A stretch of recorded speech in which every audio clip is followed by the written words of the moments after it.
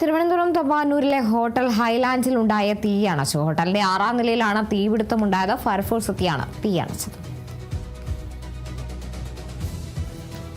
ചിമ്മിനിയിൽ ഇതിനകത്തുള്ള പൊടിപടലങ്ങളൊക്കെ ഇങ്ങനെ സെഡിമെന്റ് ചെയ്തിരുന്നത്, അതിൽ നിന്നുണ്ടായ പാർഷ്യൽ കമ്പഷനാണ് ഈ പുക ഇത് അധികമായി ഉണ്ടായത്. പൂർണ്ണമായിട്ടുള്ള ഫയറായില്ല.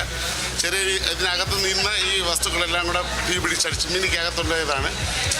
പിന്നെ കൺജസ്റ്റഡ് ആയിട്ടുള്ളൊരു സ്പേസ് ആയതുകൊണ്ട് വളരെ പാടായിരുന്നു നമുക്ക് വെന്റിലേഷൻ നടത്തുന്നതിനുണ്ട്. അത് എക്സോസ്റ്റ് ബ്ലോവറൊക്കെ ഉപയോഗിച്ച് ഫയർ സർവീസ് അത് വെന്റിലേഷൻ നടത്തി വളരെ പെട്ടെന്ന് തന്നെ വെന്റിലേഷൻ നടത്തിയത് കൊണ്ട് തന്നെ തുടർന്ന് വളരെ വലിയൊരു തീപിടുത്തം ഉണ്ടാകുന്നതിന് അതിലേക്ക് നയിച്ചില്ല. പെട്ടെന്ന് തന്നെ നമുക്കത് അണയ്ക്കുന്നതിന് കഴിഞ്ഞു. ഇനി അപകടാവസ്ഥയൊന്നും ഇല്ല.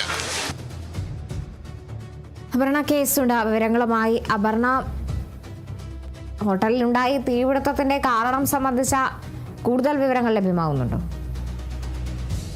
തമ്പാനൂർ നഗരമധ്യത്തിൽ തന്നെയുള്ള ഹൈലാൻഡ് ഹോട്ടലിലാണ് ഇത്തരത്തിൽ തീപിടുത്തമുണ്ടായത്. ഹോട്ടലിലെ ചിമ്മിനിക്കുള്ളിൽ തീ പിടിക്കുകയും തുടർന്ന് അതിനുള്ള പുക ഹോട്ടൽ മുറികളിലേക്ക് മറ്റും പടരുകയുമായിരുന്നു. എന്തായാലും തീ വലിയ തോതിൽ ആളി കത്തുന്ന ഒരു സാഹചര്യം ഉണ്ടായില്ല.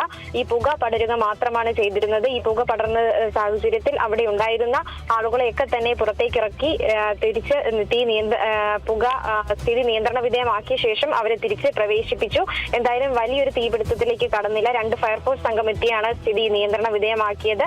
മറ്റാളപായങ്ങളോ മറ്റോ ഒന്നും ഇല്ല. ഈ ചിമ്മിനിക്കുള്ളിൽ തീ പടരുകയും അത് പിന്നീട് വലിയ തീയിലേക്ക് മാറാതെ പുകയായി മാറുകയുമായിരുന്നു. എന്തായാലും വലിയൊരു അപകടമാണ് ഒഴിഞ്ഞിരിക്കുന്നത്. 2 ഫയർഫോഴ്സ് സംഘം എത്തിയാണ് ഇത്തരത്തിൽ തീ അണച്ചത്.